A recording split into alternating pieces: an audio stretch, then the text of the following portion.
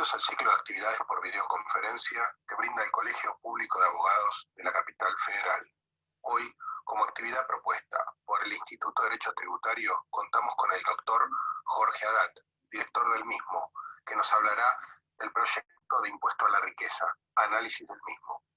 Les recomendamos que mantengan los micrófonos en silencio para evitar interferir en la locución del expositor, y de surgir alguna pregunta, la realicen vía chat.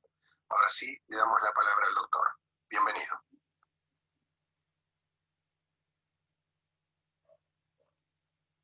Micrófono. Ahora sí. Doctor, está habilitado. Sí, ahora sí. Hola a todos. Buenas tardes, bienvenidos.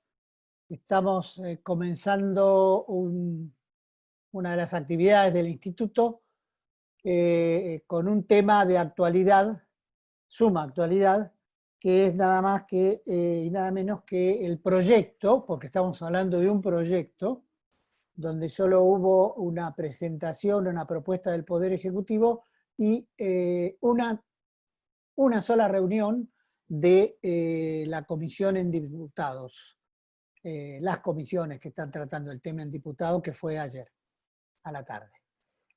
Voy a hacer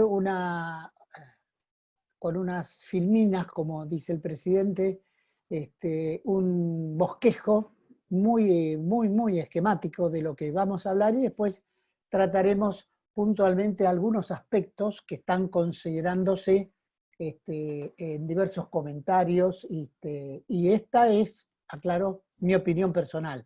De ninguna manera es la opinión del instituto, ni de los componentes del instituto, ni del colegio. Bueno, el objeto del impuesto se crea este aporte solidario, así se llama, es para brindar la mejor protección a las personas afectadas por la pandemia de coronavirus y minimizar los impactos negativos en el empleo y en las condiciones productivas de la nación. Como fundamento, coloca que el COVID-19 produjo consecuencias sociales, económicas, productivas y también fiscales que requieren recursos tributarios a fin de implementar medidas tendientes a garantizar la salud de la población, el ingreso de los hogares y la preservación del empleo.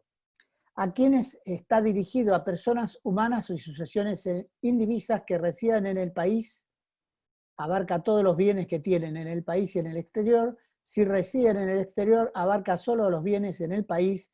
Y estamos hablando también que ayer introdujeron a otro sujeto más, que es el que reside en el exterior,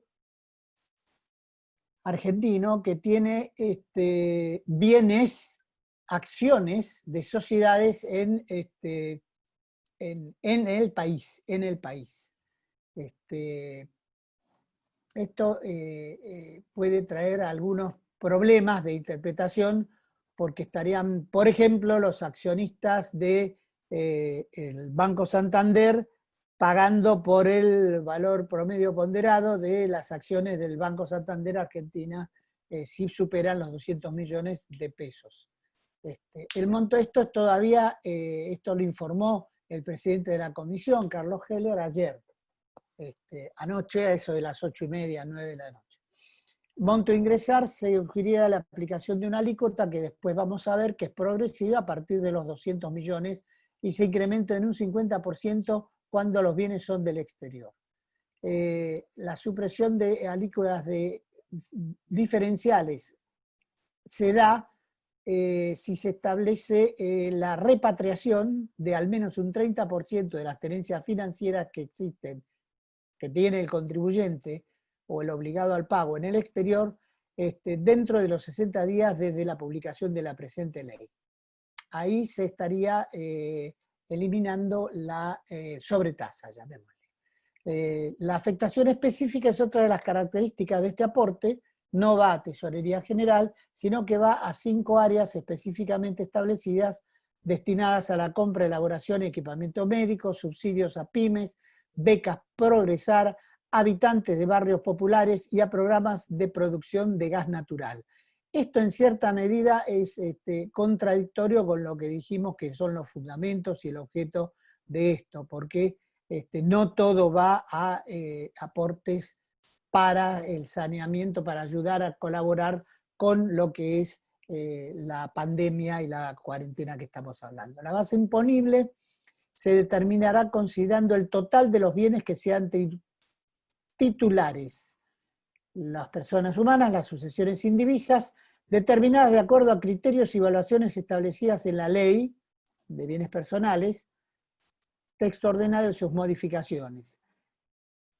Acá tengo que hacer una aclaración, porque en el artículo 9 la ley, el proyecto de ley faculta a que estos criterios también los establezca la AFIP, con lo cual no siempre los criterios van a ser exclusivamente los de bienes personales, sino que se faculta a la AFIP a que establezca criterios y evaluaciones. ¿Por qué? Porque como vamos a ver, no se incluyen ningún tipo de exención que existe en bienes personales. Entonces hay elementos, hay bienes que no están valorizados, que no hay criterios para su valorización o su evaluación, porque están exentos o excluidos de bienes personales. Incluye algo que es complicado, discutible, que son las trusts, los fideicomisos, fundaciones de interés privado y demás estructuras, participación en sociedades y otros entes de cualquier tipo sin personalidad fiscal, y participación directa o indirecta en sociedades u otros entes de cualquier tipo. Existentes al 31 de diciembre del 2019, parece que lo llevan a marzo, 31 de marzo del 2020, independiente de las exenciones que revisten y sin ningún tipo de mínimo imponible. Esto lo establece específicamente el proyecto en el artículo 1 o el 2, no recuerdo bien. Y ello tiene por objeto evitar el efecto noticia del aporte extraordinario al ser puesto en debate públicamente en los medios de comunicación. ¿Qué sucede si el sujeto aportó sus bienes al exterior en un trust irrevocable y si los aportó posteriormente al 31 de diciembre, no es del 2019, ya no están en su poder? Y eso vamos a ver después algunos aspectos constitucionales de este proyecto, donde existen ya fallos de la Corte que acreditan el derecho del contribuyente de no ser computado, no ser contribuyente, no ser sujeto de impuestos.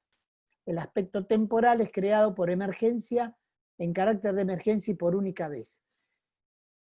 Para nosotros, el hecho de que se diga por emergencia y por única vez realmente implica que esto puede llegar a ser permanente. Aunque digan, perjuren, recontraperjuren, en 1932 también se hizo eso con un impuesto que se llamó los réditos y que todavía está vigente como impuesto a las ganancias. Así que tenemos una experiencia nefasta cuando ponen esta frase.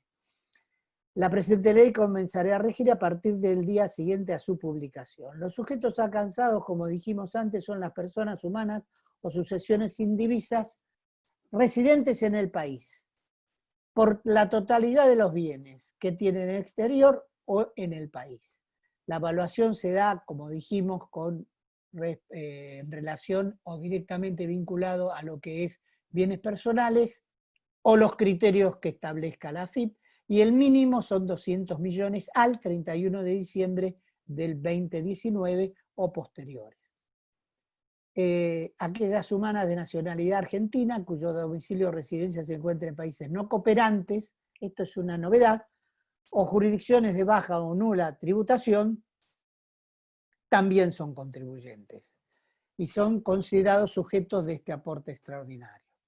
Y por otro lado, las personas humanas y sucesiones indivisas residentes en el exterior por la totalidad de los bienes en el país, comprendidos o evaluados, incluyendo en este caso a personas que no necesariamente sean argentinos residentes afuera, sino que tengan cualquier extranjero de cualquier nacionalidad que viva en un país que no sea la Argentina, pero que tenga bienes en Argentina, acciones de empresas, etc. Ellos también van a estar de acuerdo a la inclusión que se hizo anoche. Es un tercer sujeto. Acá tienen un 50% de aumento en la escala, que después vamos a ver cómo es. En el aspecto territorial, el aporte extraordinario se regirá con criterio de residencia en los términos y condiciones de la ley de impuesto a las ganancias. Residencia, la ley de impuesto a las ganancias, acá estamos considerando aquellos que están 182 días como mínimo en el país. Pero para perder realmente la residencia se le tiene que dar de baja la AFIP. O sea, no solo es válido que Migraciones me acredite que estuve fuera del país 190 días, sino también la baja de AFIP. Y eso sabemos que es bastante complicado, si no es una misión imposible. Aclara esto muy bien que son considerados residentes en el país y no en el exterior, porque si no tendrían la sobretasa. Los agentes diplomáticos y consulares que estuvieran en el exterior, el personal técnico administrativo de misiones y demás funcionarios públicos de la nación que están en el exterior, como sus familiares, y los que integran comisiones de las provincias, ciudad autónoma, municipalidades, que en el ejercicio de sus funciones se encontraren en el exterior. Tanto ellos, en este caso, como sus familiares no se van a considerar sus residentes en el exterior, sino residentes en el país. Y los sustitutos son aquellos que van a hacerse cargo del impuesto de aquellas personas residentes del exterior que tienen bienes en el país. El monto del aporte solidario extraordinario surgirá de aplicar una alícuota de acuerdo a la escala que se encuentra disponible, la vamos a ver, que va del 2 al 5,25% según el monto y la ubicación de los bienes. Hay alícuotas diferenciales, no hay tratamiento igual, bienes en el país tiene un tratamiento, bienes fuera del país tiene otro tratamiento. Para establecer el porcentaje se suman las dos temas ya complicados en bienes personales, cuando lo hemos tenido que declarar ahora. No es lo mismo la sumatoria de los dos que el tratamiento individual, esto es otro tema. Cuando algún residente, alguien que tiene bienes en el exterior, que decide traer el 30% de sus bienes, llamémosle fondos colocados, financieras, tenencias financieras, dice la ley, en concepto de repatriación, en lugar de tener ese 50%, va a tener el tratamiento del contribuyente residente en el país y bienes del país, como bienes en el país. No se establecen excepciones, la ley considera que se trata de un aporte de emergencia extraordinario, único, y le van a agregar, según ayer lo comentaron y lo propusieron en la comisión, estoy hablando de Carlos Heller, obligatorio, para que no haya duda. Tiene por objeto alcanzar a las grandes fortunas de personas humanas con sustento en el principio constitucional de solidaridad, es lo que dice el Poder Ejecutivo, y comprende el conjunto de bienes, la totalidad de los bienes que tengan, sin distinciones de ninguna clase. Y el destino se dedica a una afectación específica, que es un 20% de la compra de insumo crítico, un 20% de las micro, pequeñas, medianas empresas, un 20% destinado al programa integral de becas Progresar, un 15% de los habitantes de barrios populares, identificados en el RENAP, VAP, y un 25% a programas de exploración, desarrollo y producción de gas natural, actividad que resulta de interés público, quien deberá acordar con la YPF. Ayer, este martes, en una entrevista que tuve con un colega catedrático chileno, una de las, ellos tienen un proyecto de impuesto exactamente igual, pero en vez de 200 millones de pesos, que son más o menos 3,5 millones de dólares, parten de 22 millones de dólares en adelante. Una de las condiciones que los que tienen que pagar los 22 millones, el impuesto que es del 2,5 sobre los 22 millones para arriba de dólares, Lo que están solicitando es casualmente esto, o la afectación específica para que no queden, porque han tenido problemas últimos, aunque parezca mentira, Chile que siempre se puso como ejemplo de país donde no existían cosas que existían presuntamente en nuestro país, bueno, lo que piden es una afectación específica para que no queden los pagos de esos dineros, esas platas, como dicen ellos, en el medio, o por el medio, o se gasten. Bueno, acá está establecido, hay algunas cosas que no coinciden con los fundamentos, pero veremos cómo sale la ley y veremos cómo se discute esto en las comisiones, tanto de diputados y cómo sale el texto. La autoridad de aplicación va a ser la AFIP, se regirá por la 11.083 y podrá dictar las normas complementarias para la determinación de plazos, formas, ingresos, declaraciones juradas, valuación de bienes. Y esto pongo el dedo acá especialmente. La evaluación de los bienes y los criterios, dice la ley. No solo la evaluación, sino criterios y evaluación de bienes y demás aspectos vinculados con la recaudación del aporte extraordinario. Bueno, dejo esto y paso a esta escala que, para hacerla más clara, pongo este cuadro donde estamos hablando de un mínimo de 200 millones a 300, pagan 4 millones más sobre el excedente el 2%. Los de 300 millones van a pagar 6 millones y sobre el excedente de 6 millones, ahora lo podemos seguir más fácil este cuadrito, que es como los cuadros normales de impuestos progresivos, que estamos hablando de un mínimo de 200 millones y de 3.000 millones en adelante, donde estarían pagando 88 millones 500 mil, y sobre el excedente de 3.000, el 3,5. Y el mínimo es de 200 millones, donde pagarían 4 millones, y sobre el excedente entre 200 y 300 millones el 2%. Cuando los bienes están en el exterior se aumenta esto un 50% y en lugar del 2% va al 3, al 3,375 y así sucesivamente, pasan llegando al 5,25%. Total de bienes en el país y en el exterior. Se están sumando los dos acá y estamos llegando a una tasa que es sustancialmente mayor. Ya después vamos a volver sobre el tema cuando analicemos un poco más ahora algunos aspectos que considero importante plantear, no resolver, sino plantear sobre este impuesto. Dejo de compartir pantalla y ahora saludo a todos. ¿Qué tal?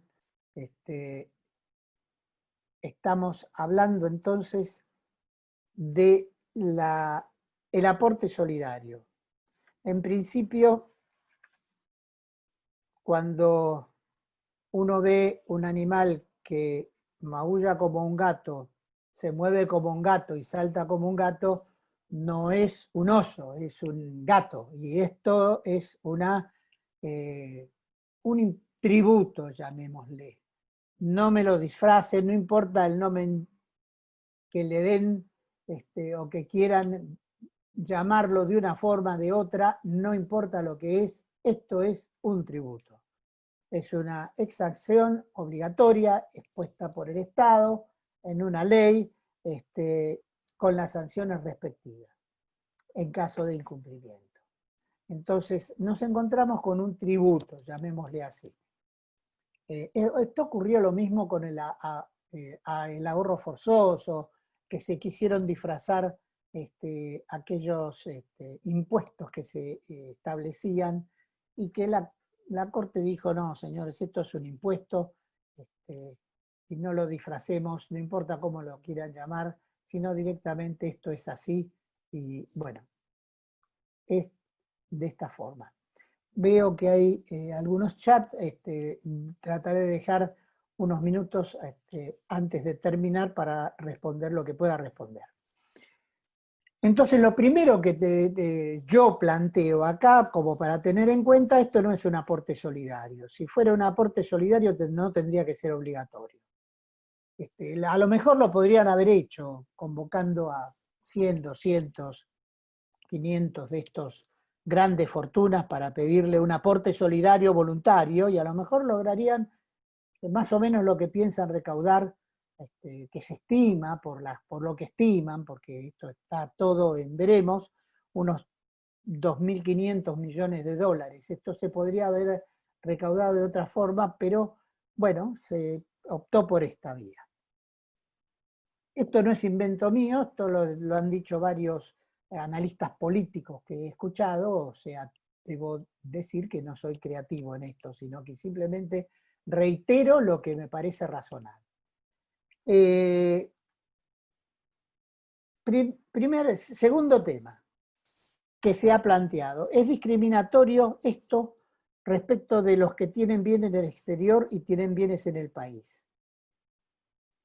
¿Se viola el principio de igualdad de capacidad contributiva? No, no se viola el principio de igualdad de capacidad contributiva, de acuerdo a toda la familia de fallos de la Corte, que desde hace muchísimo tiempo, yo voy a ser muy grosero en la explicación, no académico.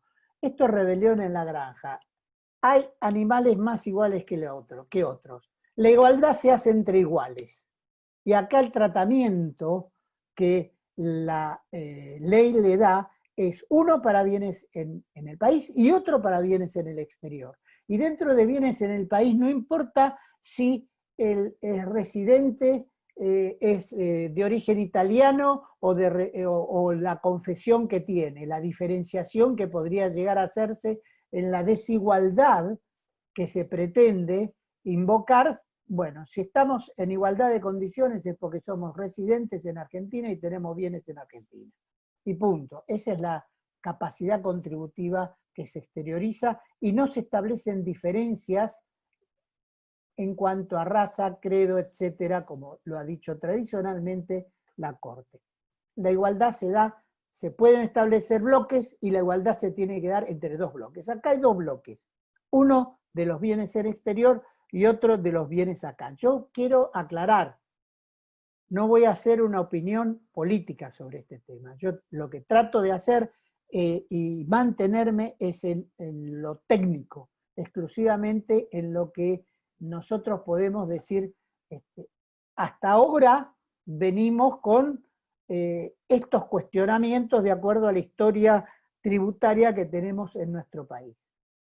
Después, si esto es bueno o malo, si les gusta, es feo, es otro problema. Yo no lo voy a considerar, no es momento ni es el lugar como para hacer ese tipo de consideraciones. Estamos hablando de los contribuyentes. Se están incluyendo hoy otro tipo de contribuyentes que son no solo residentes en el exterior, argentinos residentes en el exterior, sino aquellos que residen en el exterior teniendo bienes acá. Los dueños del Banco Santander van a pagar exactamente lo mismo, que va distinto con la tasa agravada, que los dueños del Banco Patagonia de acá. Las personas humanas estamos hablando. Eso es lo que se está agregando hoy. Y en esto no hay tampoco un cuestionamiento, en mi entender, que se pueda llegar a hacer en forma grosera, en forma inconstitucional. Para mí no hay violación y hasta ahora el test de constitucionalidad da positivo. Se duplica un impuesto patrimonial general en el mismo periodo. Yo quiero aclarar algo.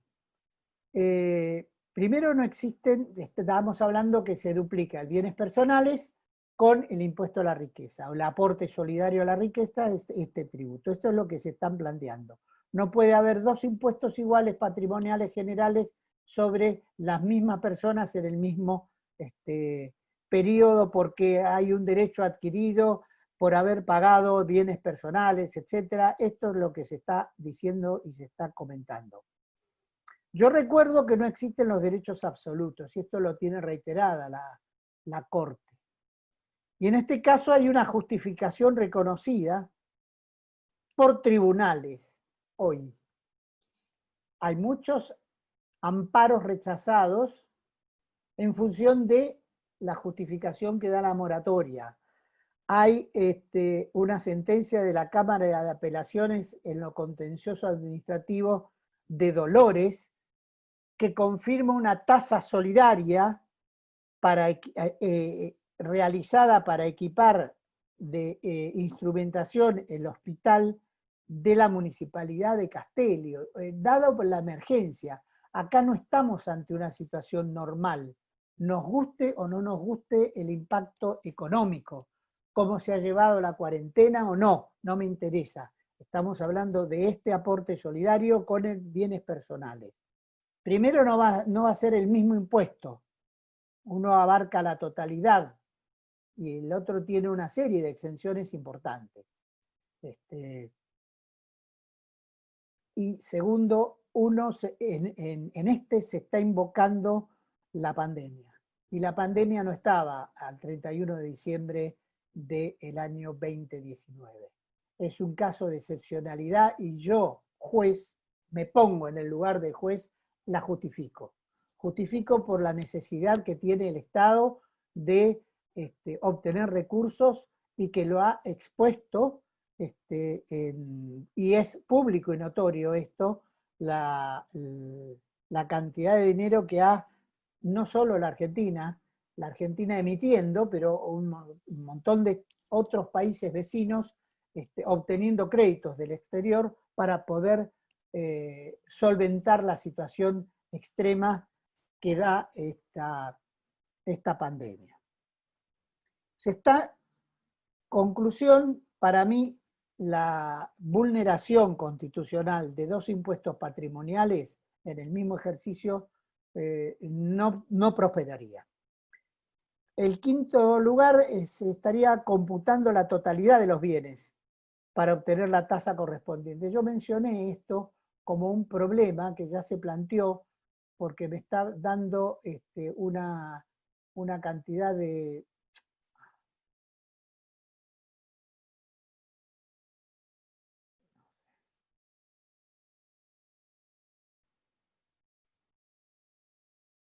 No sé qué pasó.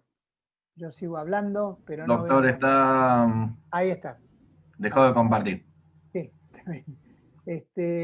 Yo sigo planteando que la totalidad de los bienes para obtener la tasa es un tema que se planteó en su momento en bienes personales. La sumatoria de las dos nos da lo mismo.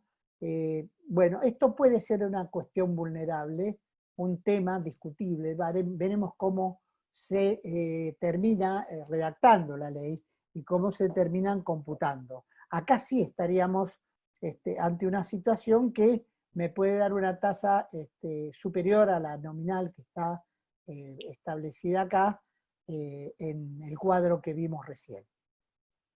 El tema es lograr la tasa justa que me establece la ley y no una tasa superior por la forma como tengo que liquidar el impuesto. Esto fue un problema más del aplicativo en bienes personales que en el texto de la ley. Veamos qué pasa con esto, porque acá se incluyen todos los bienes. Hay, por ejemplo, supuestos donde, debido a que se eliminan las exenciones, alguien que tiene un campo chico, llamémosle chico, 300 hectáreas, normalmente no estaba computándolo porque está exento en bienes personales, la explotación agropecuaria, estamos hablando de personas humanas, no de sociedades. En el campo la gran mayoría son sociedades, pero hay muchos casos de sucesiones, de alguien que recibió por herencia o que trabajó y lo compró y lo tiene en forma personal. En estos casos estamos tratando un tema que lo puede afectar mucho porque no solo es el campo, el valor de la tierra, sino todos los elementos utilizados para la explotación, si es que hace él la explotación y no la da a terceros, cosa muy común, donde estamos el tractor, la Amarok o una serie de enseres y de elementos que se utilizan tanto en ganadería como en agricultura que no están contemplados en bienes personales y a lo mejor en el cálculo inicial aproximado no llegan y sin embargo ya superan los 200 millones de pesos. ¿Por qué? Por la acumulación de bienes que antes no estaban, que no están previstos en bienes personales. Así que ese es otro tema para tener en cuenta y ver cómo sale la redacción final, porque esto puede llegar a ser un motivo de impugnación. La confiscatoriedad. ¿Es confiscatorio? Viola el proyecto, estamos hablando. ¿Hasta dónde? Estamos hablando de un impuesto patrimonial, no de un impuesto a la renta, como sería el caso Candy, y no un impuesto a los consumos. Estamos hablando de un impuesto que incide sobre el patrimonio. Lo que normalmente nosotros tenemos, recordamos, es el 33%, que siempre se dijo como tope de confiscatoriedad, pero recordemos que eso se genera allá por 1880, con respecto a la aplicación del impuesto a la herencia, que en su momento era llamado el impuesto a las escuelas en la provincia de Buenos Aires, para aquellos herederos que eran parentalmente lejanos al causante, que era una persona de fortuna. Y termina heredando a alguien que no tiene un parentesco directo, sino un parentesco bastante lejano. Y había una escala que llegaba al 33%. Y la Corte en su momento dijo que superar el 3%, se aplicaba un adicional ausentismo, porque ese señor encima no tenía residencia en el país, sino que vivía en Europa. Cosa típica de aquella época, de otra época de la Argentina. Y la Corte dijo que eso no era un confiscatorio si no superaba el 33%. El 33% estamos hablando de un impuesto que es como ganar la lotería. Ubiquemos no que no tiene absolutamente nada que ver con este impuesto. Ese concepto de confiscatoriedad es totalmente ajeno a los hechos y condiciones que se establecen en este impuesto, que es patrimonial. Consecuentemente, mi opinión personal, si yo puedo demostrar que me está apropiando, amputando parte de mi patrimonio el pago de este aporte solidario o aporte obligatorio o tributo, como ustedes lo quieran llamar, yo considero que esto es discutible, muy discutible, por confiscatoriedad. Pero lo tengo que probar. Yo tengo que probar que tengo bienes en el exterior, pero que son inmuebles. Y que para poder pagar el impuesto tengo que mal vender, porque la pandemia es mundial. No es un problema de la Argentina ni de el AMBA. La pandemia es mundial. Y si los inmuebles los tengo en Málaga, o en Punta del Este, o en Maldonado, o en donde sea, Miami, donde ustedes quieran, tengo ladrillos, yo no tengo fondos líquidos como para poder afrontar este impuesto. Y este impuesto resultaría confiscatorio, no solo porque me obliga a vender y deshacerme parte de mi patrimonio en un momento inadecuado a un precio vil, que es lo que estaría obteniendo hoy si salgo a vender a cualquier precio para poder pagar esto, sino que me estaría, por ejemplo, si yo tengo fondos líquidos y no tengo ningún ladrillo, solo tengo títulos o tengo aportes, tengo participaciones en sociedades, en acciones, fondos comunes de inversión, etcétera, ¿cuánto es lo que me está rindiendo? En los últimos 2 años, ¿cuánto me ha rendido esto? Si yo tengo que pagar a la escala del 5%, del 3,5%, el impuesto, y el rendimiento que me está dando fue a lo mejor del 0,8 o del 1,5 anual, quiere decir que este impuesto me está duplicando o más el rendimiento de mi patrimonio, que es con lo cual yo lo debería pagar, con el rendimiento de mi patrimonio. Eso lo tengo que acreditar. Y eso es cuestión de prueba. Y eso es un traje a medida. No se pueden establecer pautas generales donde se excluye esto. No. Cada caso hay que analizarlo puntualmente y hay que establecer específicamente dónde va hasta dónde llega el límite de lo que se puede pagar con eso, hasta dónde excede lo razonable. Lo razonable. ¿Por qué? Porque me veo la necesidad de amputar parte de mi patrimonio para poder afrontar esto. El otro punto que he leído que se ha hecho bastante hincapié es la aplicación de normas de bienes personales para la obtención de la evaluación del patrimonio. Esto yo ya hice referencia, pero hacen cuestionamientos sobre lo siguiente. Me están tomando el patrimonio como activo. Y en eso tienen otra vez razón. Y hay antecedentes de diversas sentencias anteriores. Me están tomando los activos, pero no me están tomando el patrimonio neto, que sería activo menos pasivo. O sea, ¿qué pasa con las deudas que tengo? Si me toman todos los bienes que tengo, me tienen que tomar también las deudas que yo tengo. Eso sería lo razonable para que yo pueda aplicar. En la ley, como surge en el proyecto, no es así. Toman exclusivamente lo que es activos y no toman de ninguna manera ningún pasivo. Tampoco hay mínimo no imponible, eso lo dice específicamente la ley. No hay de ninguna manera una exención o un mínimo no imponible. Por otra parte, se están incluyendo las participaciones societarias, tengamos en cuenta esto. Sociedades acá o en el exterior, con valor determinado y con en sociedades del exterior con el problema de la diferencia de cambio que hay, que incrementa en forma considerable el monto a gravar.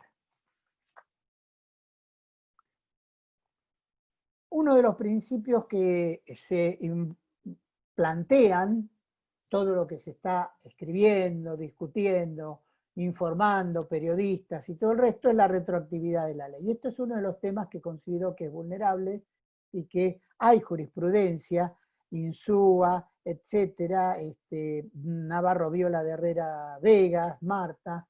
¿Por qué? Porque me están tomando al 31 de diciembre, al 31 de marzo, y hace un mes los títulos públicos argentinos se redujeron a la mitad.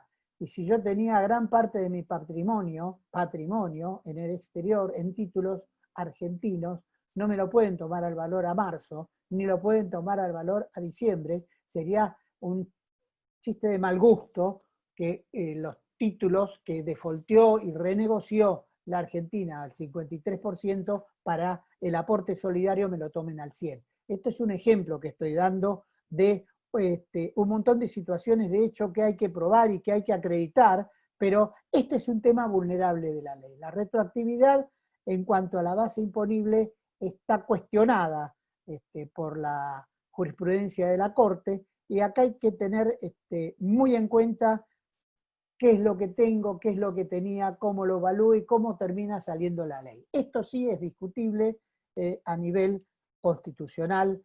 Veremos ahora, si nos da el tiempo, creo que sí, cuáles son las acciones que podemos llegar a tener. Hay otro principio constitucional, que es el de razonabilidad y de congruencia, donde el aporte, como vimos, el aporte solidario tiende a brindar la mejor protección a las personas afectadas, evitando en todo lo posible que se vea restringida la satisfacción de necesidades básicas como la salud y la alimentación. Eso fue la excusa y el fundamento de la tasa especial que puso la Municipalidad de Castelli para equipar el hospital de Castelli, porque no estaba lo suficientemente equipado para soportar y atender la enfermedad de la pandemia. Sin embargo, cuando nosotros vemos, y les recuerdo en las afectaciones específicas que tiene la ley, los 5 aspectos a los cuales va dirigida la recaudación, se está violentando el principio de razonabilidad y el principio de congruencia, porque el aporte para becas no tiene absolutamente nada que ver con las necesidades básicas de salud. Acá hay un problema de congruencia y toda ley tiene que ser congruente, los fundamentos con la parte expositiva y resolutiva. Entre las dos tiene que haber una coordinación, porque si no se está invocando una cosa y se está legislando sobre otra. El otro aspecto último sobre lo que quiero mencionar es que si bien no dice específicamente que es un tributo, es un tributo. Este aporte solidario obligatorio es un tributo. Y si tiene naturaleza tributaria, la evasión implicará la aplicación de la ley penal tributaria. Los montos son superiores evidentemente a los 15 millones. Acá estamos hablando de evasión agravada directa, en un caso que se pruebe que haya un ardido engaño como para atenuar, evitar el pago de este aporte solidario, de este impuesto, de este tributo. Entonces, no creo que haya ninguna duda sobre la aplicación directa de esta norma con la ley penal tributaria. Entonces, otro elemento que hay que tener en cuenta y hay que saber expresar ante una consulta los riesgos que pueden llegar a haber. No es que es un aporte solidario y acá no va a ser de aplicación la ley penal tributaria. Es de aplicación la ley penal tributaria. Y ahora vamos a ver el otro aspecto, más rápido que pueda, que son las vías procesales que puedo. ¿Qué puedo hacer como abogado? Como abogado puedo tener dos alternativas. O actúo o espero que actúe la AFIP. Son dos alternativas válidas. Depende de los riesgos que quieran asumir y de lo que cómo se quiera actuar. Si yo espero que actúe la AFIP puede, ojo con esto, puede hacer, porque tiene los elementos, la AFIP puede hacer, en lugar de reglamentar este aporte solidario obligatorio, mediante declaración jurada voluntaria del contribuyente, lo puede hacer en función de la alternativa que le da el artículo 11 de la ley 11.683, que es la liquidación administrativa. La liquidación administrativa en el orden nacional se utilizó con un impuesto a los automotores de emergencia ya por 1973. Yo no recuerdo otra vez que se haya utilizado una liquidación administrativa, que es como el ABL que me viene y me dice cuánto es lo que tengo que pagar. Acá la AFIP lo tiene. Tiene identificado que son 12.400 no sé cuánto contribuyentes. Si los tiene identificados así, con tanto detalle, por supuesto, veremos qué es lo que dice el lunes la administradora de la AFIP en la comisión que fue invitada. Ellos pueden tranquilamente mandarme una liquidación administrativa, con lo cual a mí me queda impugnarla. Yo impugno la liquidación administrativa, conjuntamente con esa liquidación administrativa impugnada al Tribunal Fiscal, porque está dentro del 144 de la ley 11.683, o sea, la competencia del Tribunal Fiscal, está este tipo de determinación del impuesto, yo haría en paralelo una medida cautelar. ¿Para qué? Para que no me libren una boleta de deuda aunque esté en el tribunal fiscal, cosa que la AFIP lo ha hecho más de una vez, aunque existen sentencias de la Corte. Distribución es un ejemplo de los últimos años, donde específicamente la Corte dijo que si está apelado en el tribunal fiscal tiene efecto suspensivo y de ninguna manera se puede emitir una boleta de deuda. Bueno, acá el interés que está en el medio es muy importante,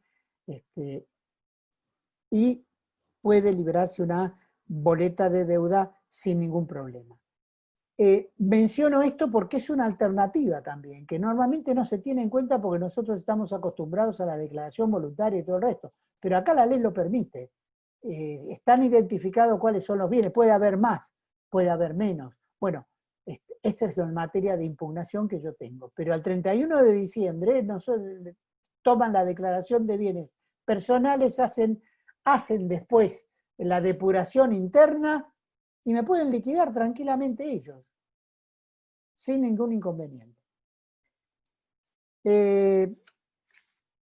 Nosotros podemos decir que actuamos o esperamos. Si esperamos, esperamos con una forma o esperamos con la otra, que es una inspección, una determinación de oficio y el cuestionamiento otra vez al tribunal fiscal, a ver qué es lo que el tribunal fiscal no va a declarar la inconstitucionalidad porque no puede, con lo cual yo voy a estar con una medida cautelar recién en la etapa de la sentencia del tribunal fiscal, salvo que revoque por otras consideraciones que puede darse, pero el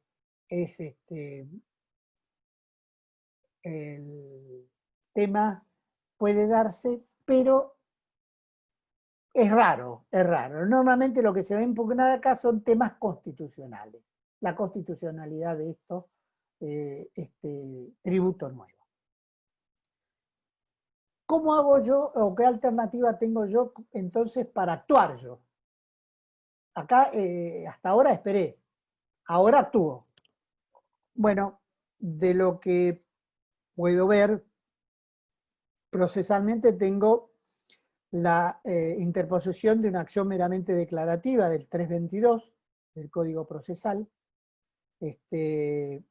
con fundamentos que yo elija y los que tenga. Yo estoy hablando de la vía procesal, de la avenida por la cual yo puedo transitar con mis fundamentos, buenos, malos o regulares, pero esta es la avenida una. La otra, una acción de amparo. La acción de amparo es relativa en mi criterio.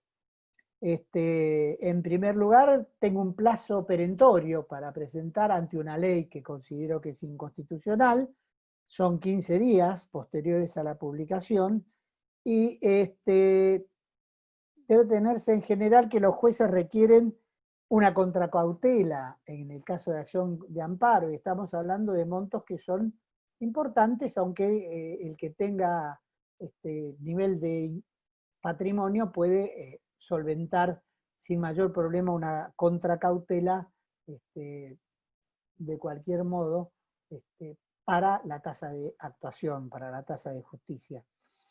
Y la otra alternativa es pedir que sea por un monto indeterminado, que lo puede discutir la AFIP en este caso.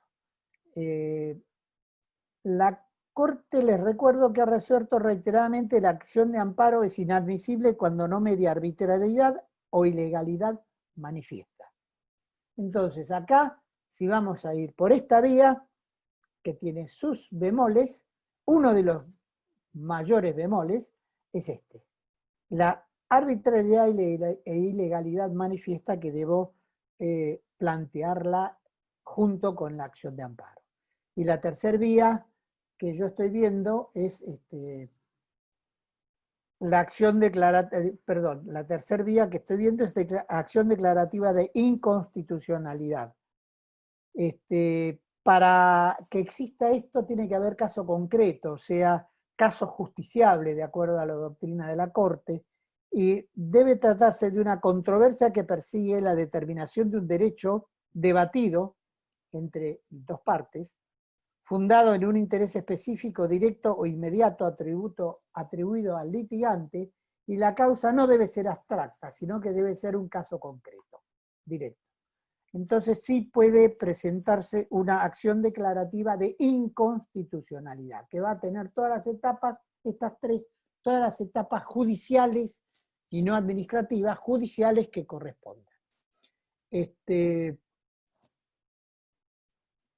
La última es pagar y repetir. Pago y inmediatamente inicio el trámite de la devolución, de repetición. Acá es pago voluntario, no es pago intimado, es pago voluntario, con lo cual tengo que agotar la vía administrativa y posteriormente tengo la posibilidad de ir a la justicia o al tribunal fiscal donde yo opte, pero es pagar y repetir. Hasta acá las acciones o vías procesales que considero, quizás que haya otra que no la haya visto, se me haya escapado o no la haya considerado yo, que considero posibles, fundamentando todo, por supuesto.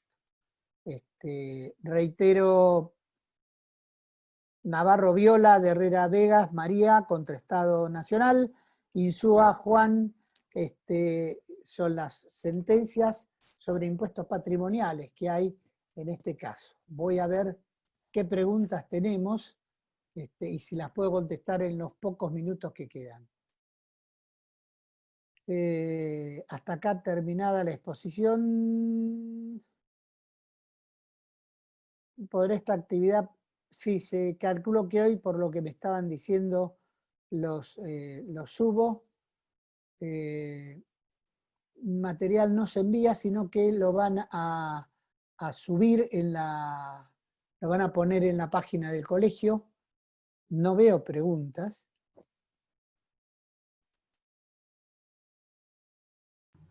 No, doctor, por el momento no. No Y tenemos hay preguntas.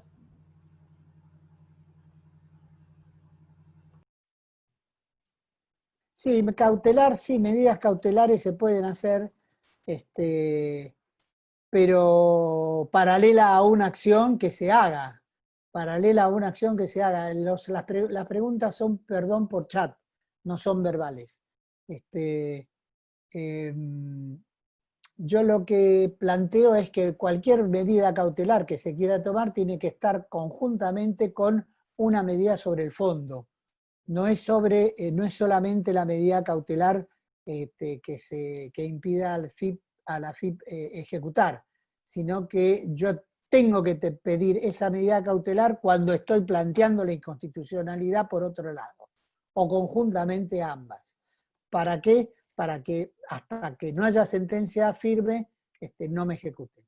Entonces, sola la medida cautelar entiendo que no corresponde. No sé si hay...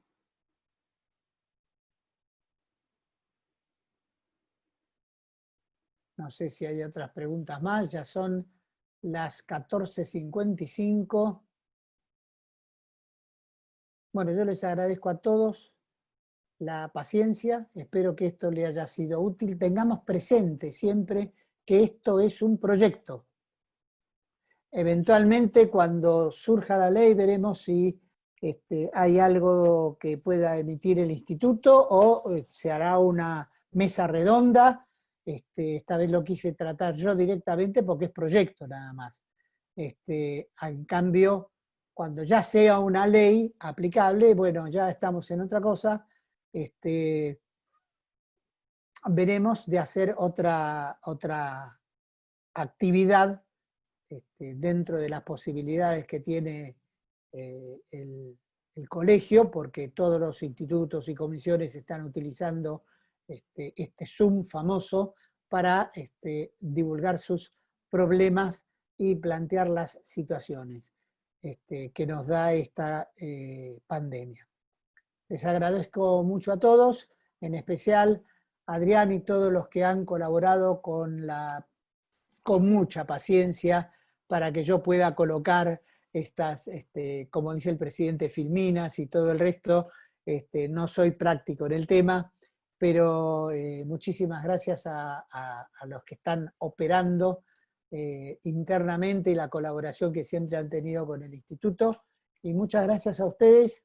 Las anteriores mesas redondas están en el instituto, en la página del colegio. Hay temas muy interesantes, por ejemplo, los de la moratoria, que han sido tratados y que van a ser tratados en la semana que viene nuevamente, ya con la implementación completa. Creo que vale la pena, por las modificaciones que hubo en la ampliación de la ley de moratoria anterior, en especial respecto de aquellas prohibiciones de sujetos, de contribuyentes para acogerse, que antes no tenían esa alternativa, y respecto de los temas penales que están relacionados directamente con la moratoria y la liberación de los mismos. Muchísimas gracias a todos, y bueno, hasta la próxima. Un gusto tenerlos.